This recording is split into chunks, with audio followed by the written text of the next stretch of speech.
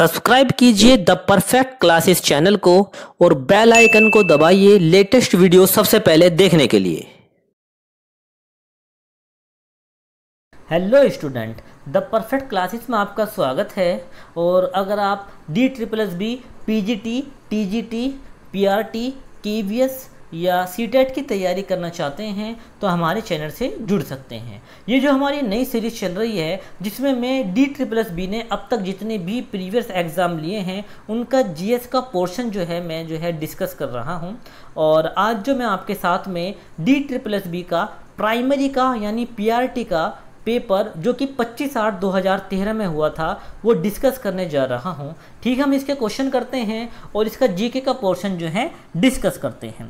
PRT के primary paper में जो प्रथम क्वेश्चन पूछा गया था वो ये था कि प्रथम अंतर्राष्ट्रीय पृथ्वी शिखर सम्मेलन का आयोजन किया गया ब्राज़ील में, कनाडा में, यूरुग्वे में या दक्षिण अफ्रीका में।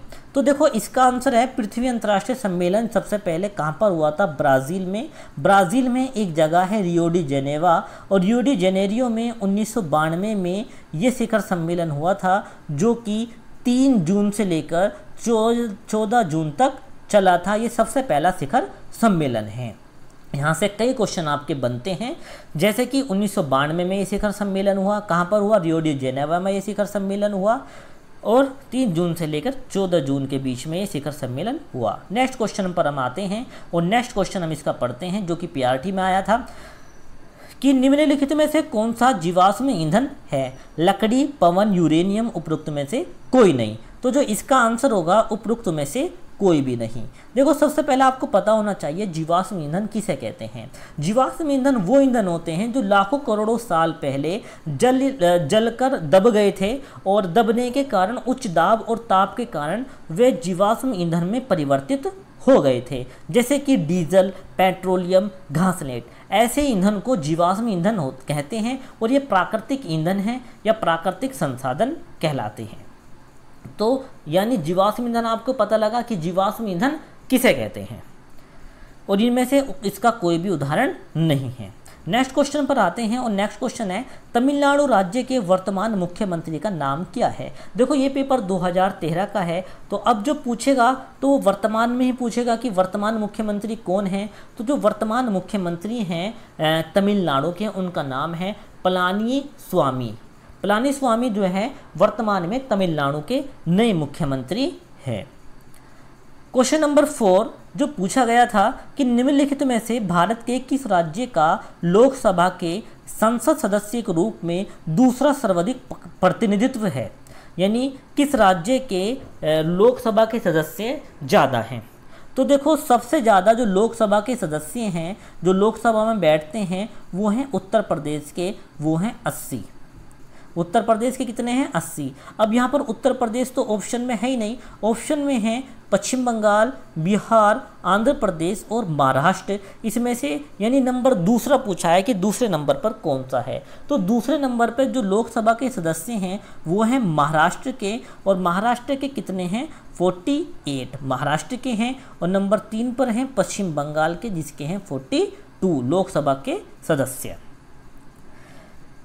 नेक्स्ट क्वेश्चन पर आते हैं। हमारा नेक्स्ट क्वेश्चन है कि भारतीय संविधान की कौन सी अनुसूची भारतीय भाषाओं की मान्यता से संबंधित है? बहुत ही आसान क्वेश्चन है और पेपर में कई बार ये रिपीट हो गया है। तो देखो जो अनुसूची का जो जिक्र है, तो भारतीय संविधान की 8वीं अनुसूची में भाषाओं का जिक्र है। कितनी भाषाओं का जिक्र है? 22 भाषाओं का जिक्र है भारतीय संविधान की 8वीं अनुसूची में। नेक्स्ट क्वेश्चन पढ़ते हैं और हमारा क्वेश्चन नंबर 6 है जनगणना 2011 के अनुसार भारत के किस राज्य का अनुसूचित जाति जनसंख्या का प्रतिशत अनुपात सर्वाधिक है? तो इसमें जो आंसर है किसका सर्वाधिक है? तो इसका आंसर है हमारा मध्य प्रदेश।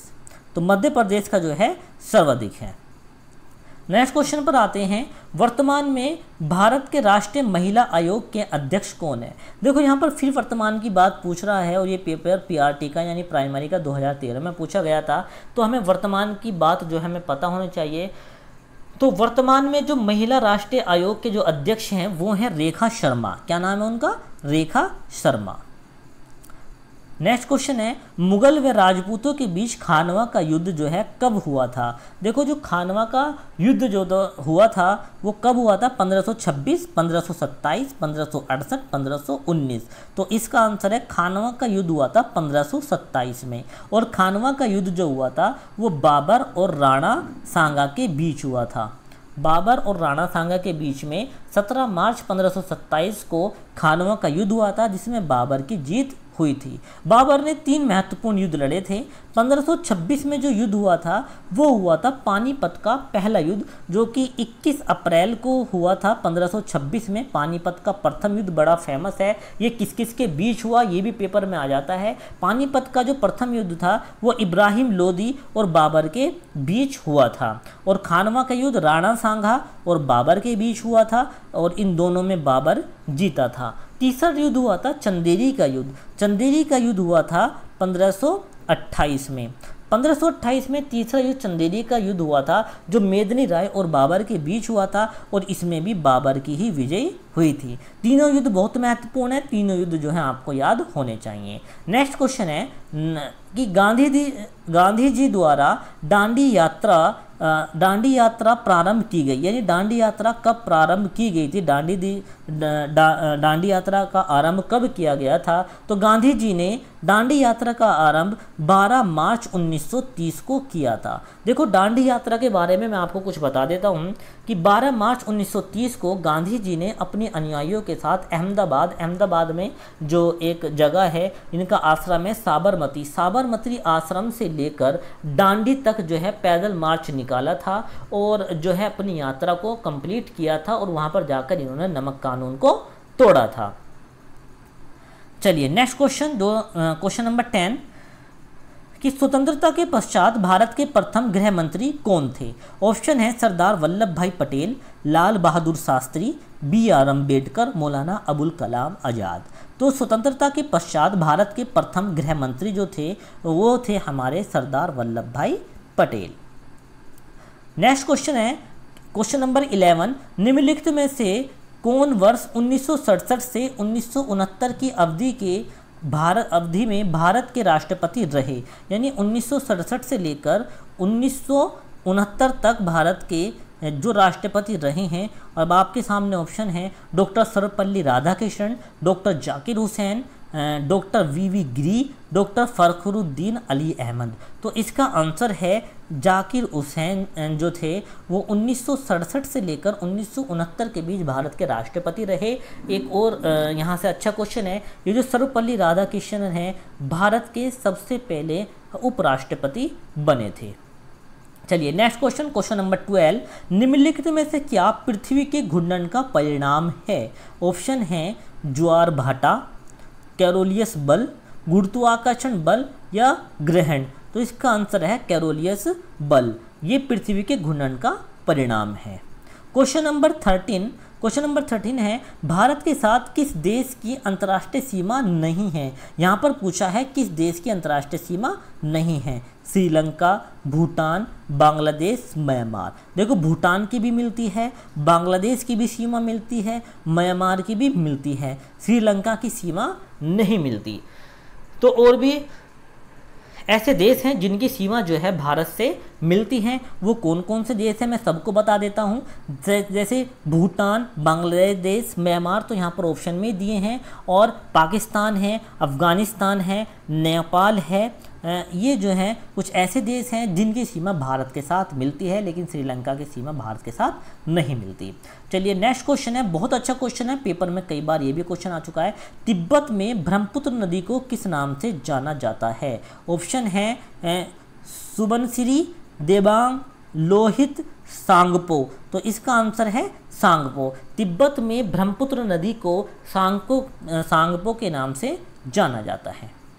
नेक्स्ट क्वेश्चन है कि भारतीय मुद्रा के 1 रुपये के नोट पर किसके हस्ताक्षर होते हैं। आंसर जो ऑप्शन है रिजर्व बैंक ऑफ इंडिया के गवर्नर के, भारत सरकार के वित्त मंत्री के, भारत सरकार के योजना आयोग के अध्यक्ष के, या भारत सरकार के वित्त मंत्री के सचिव के। तो 1 रुपये के नोट के ऊपर जो हस्ताक्षर होते हैं वो होते हैं भारत सरकार के वित्त मंत्रालय के सचिव के। चलिए नेक्स्ट क्वेश्चन है हमारा क्वेश्चन नंबर 16 कि भारत के संविधान में विनिर्दिष्ट लोकसभा सदस्यों की अधिकतम संख्या क्या है। तो लोकसभा में अधिकतम संख्या जो है वो है 552 और वर्तमान में लोकसभा में कितने सदस्य संख्या है वो है 545। लेकिन अधिकतम संख्या पूछिए तो अधिकतम संख्या जो है वो है हमारी 552। चलिए नेक्स्ट क्वेश्चन हम पढ़ते हैं। हमारा जो है नेक्स्ट क्वेश्चन है निम्नलिखित में से किस राज्य अथवा केंद्र शासित प्रदेश में उपराज्यपाल की नियुक्ति भारत के राष्ट्रपति द्वारा की जाती है। ऑप्शन है अरुणाचल प्रदेश, दिल्ली, नागालैंड, मणिपुर। तो किस में की जाती है? दिल्ली के अंदर उपराज्यपाल की जो नियुक्ति है वो राष्ट्रपति के द्वारा की जाती है। क्वेश्चन नंबर 18 को हम पढ़ते हैं। हमारा जो क्वेश्चन नंबर 18 है कि निम्नलिखित में से बेमेल को छांटिए, यानी इसमें से अलग कौन सा है, कोहिमा, इम्फाल, आइजोल या त्रिपुरा। तो देखिए मैं आपको बता दूं, जो कोहिमा है वो भी राजधानी है, इम्फाल भी राजधानी है, आइजोल भी राजधानी है, लेकिन त्रिपुरा एक स्टेट है। तो देखो कोहिमा किसकी राजधानी है, ये सारे की सारी जो है राजधानी आपको पता होनी चाहिए। कोहिमा राजधानी है नागालैंड की। इम्फाल किसकी राजधानी है? इम्फाल राजधानी है मणिपुर की। और आइजोल किसकी राजधानी है? आइजोल राजधानी है मिजोरम की। तो यहाँ पर इसका आंसर है त्रिपुरा। नेक्स्ट क्वेश्चन को हम पढ़ते हैं और हमारा नेक्स्ट क्वेश्चन है निम्नलिखित 4 राज्यों में से किसका भौगोलिक क्षेत्रफल सबसे अधिक है या सर्वाधिक है, केवल इन 4 राज्यों में तुलना करने पर। यानी सिर्फ हमें इन 4 ऑप्शन में से बताना है किसका क्षेत्रफल सबसे ज़्यादा है, आंध्र प्रदेश, गुजरात, उत्तर प्रदेश या तमिलनाडु। तो किसका क्षेत्रफल देखो सबसे ज़्यादा है। अगर मैं बात करूं इन ऑप्शन को छोड़कर तो सबसे ज़्यादा जो क्षेत्रफल है वो है राजस्थान का। लेकिन इन 4 ऑप्शन में से जो सबसे ज़्यादा जो क्षेत्रफल है वो है हमारा जो सबसे ज़्यादा क्षेत्रफल है यहाँ पर देखो नंबर 2 पे अगर क्षेत्रफल की बात करें, नंबर 1 पे राजस्थान है, नंबर 2 पर मध्य प्रदेश है। अब इसमें मध्य प्रदेश भी ऑप्शन में कहीं नहीं है। उसके बाद आता है महाराष्ट्र। अब देखो महाराष्ट्र जो है इसके अंदर महाराष्ट्र भी कहीं नहीं है। तो इसका आंसर हमारा क्या होगा? उत्तर प्रदेश। उत्तर प्रदेश इसका आंसर होगा। तो उत्तर प्रदेश जो है इसका आंसर है। तो इसका जो है सर्वाधिक है।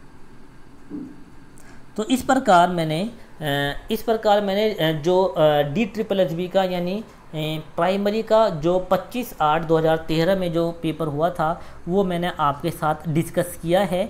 और मैं आशा करता हूँ कि मेरी वीडियो जो है आपको पसंद आई होगी। अगर मेरी वीडियो जो है आपको पसंद आई है तो आप मेरी वीडियो को जो है लाइक कीजिए, शेयर कीजिए और मेरे चैनल को जो है सब्सक्राइब कीजिए। धन्यवाद।